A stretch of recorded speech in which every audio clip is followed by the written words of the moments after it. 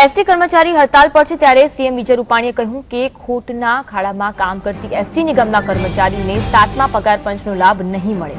સીએમના નિવેદનથી ST કર્મચારીઓનો રોષ બેવડાયો છે।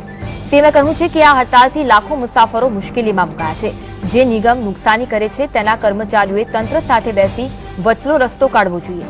નુકસાન કરતા નિગમના કર્મચારીના પગાર માટે તથા વિવિધ માંગણીઓ માટે આંદોલનનો અધિકાર છે, પણ લોકોને તેનાથી તકલીફ ન થવી જોઈએ।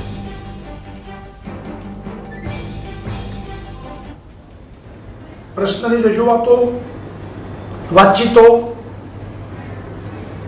આંદોલનનો અધિકાર બધાને છે, પરંતુ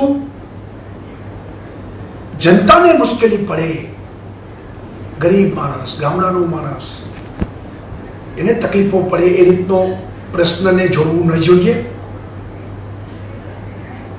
હડતાલને સમેટી લેવે એવી વિનંતી છે અને યોગ્ય સમયે સરકાર સાથે મળીને દરેક વખતે રસ્તા કાઢ્યા છે એમ રસ્તા કાઢશે। એસટી કર્મચારી મિત્રોને મારી વિનંતી છે કે હડતાલ એ લોકોએ પ્રજાને મુશ્કેલી ન પડે એટલા માટે પાછી ખેંચી લે।